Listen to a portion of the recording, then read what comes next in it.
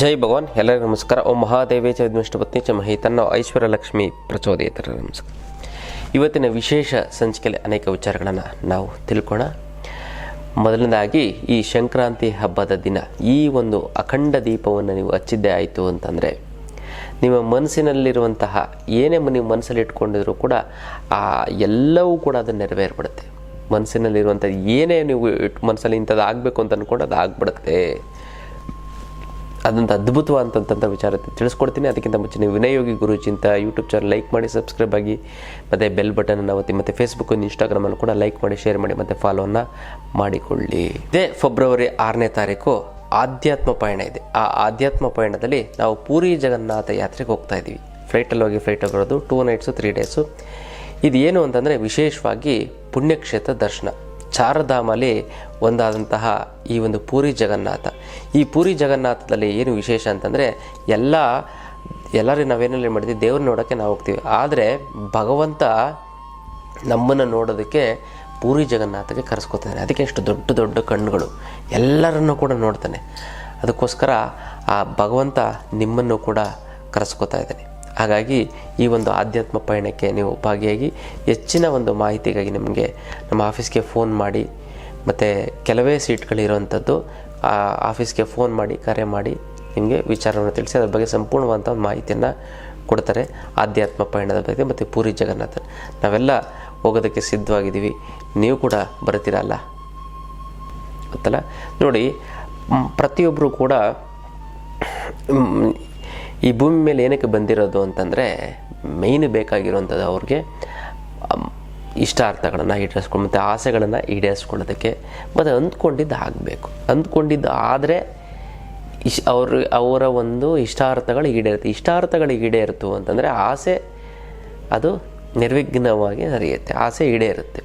So ಹಾಗಾಗಿ ಅಂದ್ಕೊಂಡಿದ್ದು first stage, ಇಷ್ಟಾರ್ಥಗಳು ಸೆಕೆಂಡ್ ಸ್ಟೇಜ್, ಥರ್ಡ್ ಸ್ಟೇಜು, ಮೂರನೇ ದೊಡ್ಡ ಕೊನೆ ಅಂತ ಯಾವುದು ಅಂತಂದರೆ ಆಸೆಗಳು ಈಡೇರೋಂಥದ್ದು. ಗೊತ್ತಲ್ಲ, ಇಷ್ಟೊಂದೆಲ್ಲ ಕಷ್ಟಪಡ್ತೀವಿ ಏನಕ್ಕೆ ಅಂದರೆ ಆಸೆಗಳು ಈಡೇರೋದಕ್ಕೆ. ಅದಕ್ಕೆ ಯಾವ ಒಂದು ತಂತ್ರವನ್ನು ಮಾಡೋದು ತುಂಬ ಅನುಕೂಲ ಆಗುತ್ತೆ ಅಂತ ನಾವು ನೋಡೋದಾಯಿತು ಅಂತಂದರೆ ಇದೇ ಸಂಕ್ರಾಂತಿ ಹಬ್ಬದ ನಿಮ್ಮ ಏನೇನು ಆಸೆಗಳಿದಾವೋ ಎಲ್ಲ ಆಸೆಗಳನ್ನು ಬರೀರಿ. ಎಷ್ಟು ಬರೀಬೇಕು? ಮಿನಿಮಮ್ಮು ನಿಮ್ಗೆ ಏನು ಅಂದ್ಕೊಂಡಿರ್ತೀರೋ ಮಿನಿಮಮ್ 21 ಆದರೂ ಬರೀರಿ ಅಂದ್ಕೊಂಡಿದ್ದು, ಗೊತ್ತಲ್ಲ. ಅಥವಾ 54 ಬರುತ್ತೆ. ಎಷ್ಟು ಬರಿತೀರೋ ಅಷ್ಟು ಒಳ್ಳೆಯದು. ಚಿಕ್ಕ ಆಸೆ, ಏನು ಚಾಕ್ಲೇಟ್ ತಿನ್ನಬೇಕು ಅದನ್ನು ಬರೀರಿ, ಇನ್ನು ಹೋಟ್ಲಿಗೆ ಹೋಗಬೇಕು ಅದನ್ನು ಬರೀರಿ, ಏನೋ ಒಂದು ಕುಡಿಬೇಕು, ಒಂದು ಜ್ಯೂಸ್ ಕುಡಿಬೇಕು, ಈ ಥರದ್ದು ಅದನ್ನು ಕೂಡ ಬರೀರಿ. ಅಂದುಕೊಂಡಿದ್ದು ಎಲ್ಲವನ್ನು ಬರೀರಿ. ಎಷ್ಟು ಬರಿತೀರೋ ಅಷ್ಟು. ಆ ಒಂದು ಬಿಳಿ ಹಾಳೆಯನ್ನು ತೆಗೆದುಕೊಂಡು ನೀವು ಒಂದು ಬಾಳೆ ಎಲೆ ತಗೊಳ್ಳಿ, ಬಾಳೆ ಎಲೆಯ ಮೇಲೆ ಇಡಬೇಕು. ಆಮೇಲೆ ನಂತರ ನೀವೇನು ಮಾಡಬೇಕು, ಈ ಅಖಂಡ ದೀಪವನ್ನು ಹಚ್ಚುವಂಥದ್ದು. ನೀವು ಅದರ ಮೇಲೆ ಒಂದು ತಟ್ಟೆಯ ಮೇಲೆ ನೀರು, ತಟ್ಟೆ ತುಂಬ ಅಲ್ಲ, ಅರ್ಧ ಭಾಗದಷ್ಟು ನೀರನ್ನು ಹಾಕಬೇಕು. ಆ ನೀರಿಗೆ ಏನು ಮಾಡಬೇಕು ಅಂತಂದರೆ ಅರಿಶಿಣವನ್ನು, ಚಿಟಿಕೆ ಅರಿಶಿಣವನ್ನು ಹಾಕಿ ಅದನ್ನು ಅಷ್ಟೇ, ಮತ್ತು ಕುಂಕುಮ ಎರಡನ್ನೂ ದ್ರವ್ಯಗಳನ್ನು ಹಾಕಿ ಕಲಿಸ್ಬೇಕು. ಆಮೇಲೆ ನೀವೇನು ಬೇಕು, ಮಣ್ಣಿನ ದೀಪವನ್ನು ಇಡಬೇಕು. ಮಣ್ಣಿನ ದೀಪವನ್ನು ಇಟ್ಟು ನಂತರ ಅದಕ್ಕೆ ಬತ್ತಿಯನ್ನು ಇಡಬೇಕು. ಇನ್ನು ಬರಬೇಕಾಗಿರೋ ದುಡ್ಡು ಬರ್ತಾ ಇಲ್ಲ ಅಂದರೆ ಕೊಡೋರಿಗೆ ಕೊಡೋಕ್ಕಾಗ್ತಾ ಇಲ್ಲ, ಸಿಕ್ಕಾಪಟ್ಟೆ ಸಾಲ ಆಗಿರ್ತದೆ. ಗುರುಗಳೇ, ದುಡ್ಡು ನೀರು ಥರ ಖರ್ಚಾಗ್ತಾಯಿದೆ. ಸಾಲದವರು ಫೋನ್ ಮೇಲೆ ಫೋನು, ಮೆಸೇಜ್ ಮೇಲೆ ಮೆಸೇಜು, ಮನೆ ಹತ್ರ ಬಂದು ಗಲಾಟೆ ಮಾಡ್ತಾರೆ. ಗುರುಗಳೇ, ಏನು ಮಾಡೋದು ಅನ್ನೋದೇ ಗೊತ್ತಾಗ್ತಾ ಇಲ್ಲ ಅಂತ. ಅದಕ್ಕೆಲ್ಲ ತಲೆನೇ ಕೆಡಿಸ್ಕೊಬಿಡಿ. ಇದಕ್ಕೆಲ್ಲ ಏಕೈಕ ರಾಮಬಾಣ ಅಂದರೆ ಅಷ್ಟಲಕ್ಷ್ಮಿ ಯಂತ್ರ.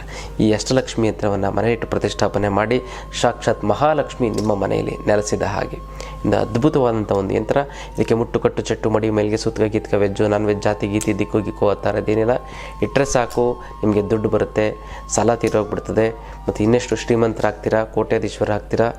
ಮತ್ತು ಇದನ್ನು ಕೊರಿಯರಲ್ಲಿ ಕಳಿಸೋದಕ್ಕಾಗೋದಿಲ್ಲ, ನೇರವಾಗಿ ಖುದ್ದು ನನ್ನ ಭೇಟಿಯಾಗಿ ಬಂದು ತೆಗೆದುಕೊಂಡೋಗಿ ಈ ಒಂದು ಸಂಕ್ರಾಂತಿ ಹಬ್ಬದ ದಿನ ನೀವು ತೆಗೆದುಕೊಂಡೋಯ್ತು ಅಂತಂದರೆ ಅದು 10ರಷ್ಟು ಪವರ್ ಆಗ್ತಾ ಬರುತ್ತೆ. ಅದೃಷ್ಟ ನಿಮಗೆ ಒಲಿಯುತ್ತೆ. ಈಗ ಯಾರ್ಯಾರು ಈ ಅಷ್ಟಲಕ್ಷ್ಮಿ ಅಂತ ತೆಗೆದುಕೊಂಡು ಹೋಗಿದ್ರೋ ಅವರು ಎಳ್ಳಿನ ಮೇಲೆ ಒಂದು ಒಣ ಖರ್ಜೂರವನ್ನು ಇಟ್ಟು ಅದರ ಮೇಲೆ ಅಷ್ಟಲಕ್ಷ್ಮಿ ಅಂತವನ್ನು ಇಟ್ಟು ಪೂಜೆ ಮಾಡಿ. ಯಾರು ತೆಗೆದುಕೊಂಡಿಲ್ಲ ಅವರು ತೆಗೆದುಕೊಂಡು ಪೂಜೆಯನ್ನು ಮಾಡಿ. ಮತ್ತು ಈ ಸರಿ ಯಾರ್ಯಾರು ಅಷ್ಟಲಕ್ಷ್ಮಿಯಿಂದ ತೆಗೆದುಕೊಳ್ತಿರೋ ಅವ್ರಿಗೆ ವಿಶೇಷವಾದಂತಹ ಒಂದು ತ್ರಿಶೂಲವನ್ನು ಶತ್ರುಬಾಧೆ ನಿವಾರಣೆಗೆ ವಿಶೇಷವಾಗಿ ಒಂದು ಜನವಶೀಕರಣದ ಒಂದು ಯಂತ್ರವನ್ನು ಕೂಡ ಕೊಡ್ತೀನಿ, ಮತ್ತು ಹಳದಿ ಕವಡೆ, ಈ 3 ವಸ್ತುವನ್ನು ನಾನು ನಿಮ್ಗೆ ಕೊಡ್ತೀನಿ. ತುಂಬ ಚೆನ್ನಾಗಾಗುತ್ತೆ, ಒಳ್ಳೆಯದಾಗ್ತಾ ಬರುತ್ತೆ ಗೊತ್ತಲ್ಲ. ಇದೇ ಒಂದು ಅಷ್ಟಲಕ್ಷ್ಮಿ ಅಂತದ ಒಂದು ಅದ್ಭುತವಾದಂಥ ಪವಾಡದ ವಿಚಾರ. ಬತ್ತಿ 2 ಥರ ಬರುತ್ತಲ್ಲ, ಉಲ್ಟಾ ಒಂದು ಬತ್ತಿ ಅಂತಂದರೆ 2 ಬತ್ತಿ ಇರೋ ಹಾಗೆ ನೋಡ್ಕೋಬೇಕು. ಅದಕ್ಕೆ ಕುಂಕುಮವನ್ನು ಬಳಿಯಬೇಕು. ಆಮೇಲೆ ನೀವು ಏನು ಮಾಡಿ ಅಂದರೆ ತುಪ್ಪದ ದೀಪ ಹಾಕಿ, ಮತ್ತು ಆ ಒಂದು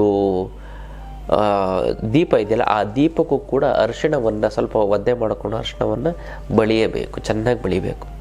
ಆಮೇಲೆ ಈ ಒಂದು ಬತ್ತಿಯನ್ನು ಸ್ವಲ್ಪ ಒಂಚೂರು ಕೆಂಪು ಬತ್ತಿಗೆ ಸ್ವಲ್ಪ ಕುಂಕುಮ ಹಾಕೊಂಡು ಹಿಂಗಂದರೆ ಕೆಂಪಾಗುತ್ತೆ, ಅದನ್ನು ಕೂಡ ಹಚ್ಚಬೇಕು ಅಲ್ಲ. ಹಾಕಿ ನೀವು ಏನು ಮಾಡಬೇಕು ಮೈನಾಗಿ ಅಂತಂದರೆ, ಒಳಗಡೆ ನೀವು ಆ ಅರಿಶಿಣ ಮತ್ತು ಕೆಂಪು ಬಟ್ಟೆ ಹಾಕಿ ನೀವು ಈ ತುಪ್ಪವನ್ನು ಹಾಕಬೇಕು.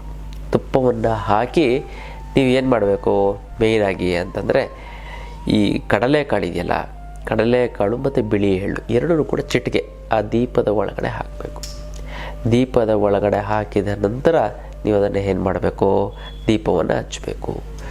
ಇದು ನೀವು ಬೆಳಗ್ಗೆ ಹಚ್ಚಿತ್ತು ಅಂತಂದರೆ ಎಣ್ಣೆ ದೊಡ್ಡದು ಇಟ್ಕೊಳ್ಳಿ. ಎಣ್ಣೆ ಹಾಕ್ತಾಯಿತ್ತು ಅಂತಂದರೆ ಅದು ಹಚ್ತಾನೇ ಇರಬೇಕು, ಅದು ಉರಿತಾನೇ ಇರಬೇಕು. ಆ ರೀತಿಯೊಂದು ಮಾಡಿಕೊಳ್ಳಿ ಗೊತ್ತಲ್ಲ. ಇದನ್ನು ಮಾಡಿ ನಿಮ್ಮ ಇಷ್ಟಾರ್ಥಗಳು ಈಡೇರುತ್ತೆ. ಅದು ಇವತ್ತು ಬೆಳಗ್ಗೆ ಹಚ್ಚಿದ್ರೆ ನಾಳೆ ಬೆಳಗ್ಗೆ 24 hours ಆಗಿ, ಇವತ್ತು 6 ಗಂಟೆಗೆ ನಾಳೆ 6 ಗಂಟೆವರೆಗೂ, ಇವತ್ತು ಬೆಳಗ್ಗೆ ಹಚ್ಚಿತು ಅಂದರೆ ನಾಳೆ ಸೂರ್ಯ ಮುಳುಗಿ ಸೂರ್ಯ ಉದಯ ಆಗೋವರೆಗೂ ಇದ್ದರೆ ಸಾಕು ಗೊತ್ತಲ್ಲ. ಹಾಗಾಗಿ ನೀವು ಈ ಒಂದು ಅಖಂಡ ದೀಪವನ್ನು ಹಚ್ಚಿ ತುಂಬ ಚೆನ್ನಾಗಿ ನೀವು ಅಂದ್ಕೊಂಡಿದ್ದು 21 ದಿನದಲ್ಲೇ ಆಗಿಬಿಡುತ್ತೆ ಗೊತ್ತಾಯ್ತಲ್ಲ. ಇನ್ನು ಇದೇ ತಿಂಗಳು 21ನೇ ತಾರೀಕು ನಾನು ವಿಶೇಷವಾಗಿ ಆನ್ಲೈನ್ ಕ್ಲಾಸನ್ನು ಮಾಡ್ತಾಯಿದ್ದೆ. ಯಾವುದು ಅಂತಂದರೆ ಜನ ಮತ್ತು ಹಣ ವಶೀಕರಣ. ಈ ಅದ್ಭುತವಾದಂಥ ಈ ಒಂದು ತಂತ್ರವನ್ನು ತಿಳ್ಕೊತಂದರೆ ನಾನು ಯೂಟ್ಯೂಬಲ್ಲೂ ಕೂಡ ಎಲ್ಲೂ ಹೇಳಿಲ್ಲ. ಈ ಒಂದು ಹಣ ವಶೀಕರಣ ಜನ ವಶೀಕರಣದ ವಿಚಾರವನ್ನು ತಿಳ್ಕೊತು ಅಂತಂದರೆ ಎಷ್ಟು ಬೇಕಾದ ದುಡ್ಡು ನೀವು ಹುಡ್ಕೊಂಡಾಗಲ್ಲ, ಅದೇ ನಿಮ್ಮನ್ನು ಹುಡ್ಕೊಂಡು ಬರುತ್ತೆ ಅದಲ್ಲ. ಜನವಶೀಕರಣದ ಕೂಡ ನಾನು ಇದರಲ್ಲಿ ಹೇಳ್ಕೊಡ್ತೀನಿ. ಕೇವಲ ಪ್ರತಿನಿತ್ಯ 5 ನಿಮಿಷ ಈ ಒಂದು ಮಂತ್ರವನ್ನು, ನಾನು ಹೇಳುವಂಥ ಮಂತ್ರವನ್ನು 5 ನಿಮಿಷ ನಾನು ಹೇಳುವಂಥ ತಂತ್ರಕ್ಕೆ ನೀವು ಗಮನ ಕೊಡ್ತು ಅಂದರೆ ಸಾಕು, ನೀವು ಕೋಟ್ಯಾಧೀಶ್ವರರಾಗ್ತೀರ ಅಂತಲ್ಲ. ಅದನ್ನು ಪ್ರಾಕ್ಟಿಕಲ್ಲಾಗಿ ನಿಮ್ಮಾಗಿ ನೀವೇ ಮಾಡ್ಕೊಳ್ಳೋಂಥ ಒಂದು ಅದ್ಭುತವಾದಂಥ ಒಂದು ಶಕ್ತಿಯನ್ನು ನಾನು ನಿಮಗೆ ಕೊಡ್ತಾ ಹೋಗ್ತೀನಿ. ಆ ಆನ್ಲೈನ್ ಕ್ಲಾಸಿನ ಹೆಚ್ಚಿನ ಮಾಹಿತಿಯನ್ನು ನೀವು ಫೋನ್ ಮಾಡಿ ಕರೆ ಮಾಡಿ ತಿಳ್ಕೊಳ್ಳಿ. ಇದು ಅದ್ಭುತವಾದಂಥ ಹಣ ಮತ್ತು ಜನ ವಶೀಕರಣದ ಒಂದು ಆನ್ಲೈನ್ ಕ್ಲಾಸ್ ಮಾಡ್ಕೊಳ್ಳಿ. ಮತ್ತು ಯಾರ್ಯಾರಿಗೆ ನೀವು ಮನಸ್ಸಲ್ಲಿ ಅಂದ್ಕೊಂಡಿದ್ದು ಅದು ಆಗಬೇಕು ನೆರವೇರಬೇಕು ಅಂದ್ಕೊಂಡಿದ್ರೋ ಅವರು ನಿಮ್ಮ ಹೆಸರನ್ನ ಕಮೆಂಟ್ ಮಾಡಿ, ಅಮ್ಮ ಮಹಾಲಕ್ಷ್ಮಿ ನಿನ್ನ ಆಶೀರ್ವಾದ ಸದಾ ನನ್ನ ಮೇಲೆ ಇರುತ್ತೆ, ನಿನ್ನ ಶತಕೋಟಿ ನಮಸ್ಕಾರ ಅಂತ ಕಮೆಂಟ್ ಮಾಡಿ ಕಳಿಸಿ. ನಾನಿಲ್ಲಿ ಸಂಕಲ್ಪವನ್ನು ಮಾಡ್ತೀನಿ, ತಂತ್ರವನ್ನು ಮಾಡಿ ಒಂದಕ್ಕೊಂದು ಸೇರಿ ತುಂಬ ಚೆನ್ನಾಗಾಗುತ್ತೆ, ತುಂಬ ಒಳ್ಳೆಯದು ಆಗ್ತಾ ಬರುತ್ತೆ ಗೊತ್ತಲ್ಲ. ಇದು ವಿಶೇಷವಾದಂಥ ಒಂದು ಸಂಕ್ರಾಂತಿ ಹಬ್ಬದ ವಿಚಾರ. ಇನ್ನಷ್ಟು ವಿಚಾರಗಳನ್ನ ತಿಳ್ಕೊಳ್ಳೋಣ ಮುಂದಿನ ಸಂಚಿಕೆಯಲ್ಲಿ. ಅಲ್ಲಿವರೆಗೂ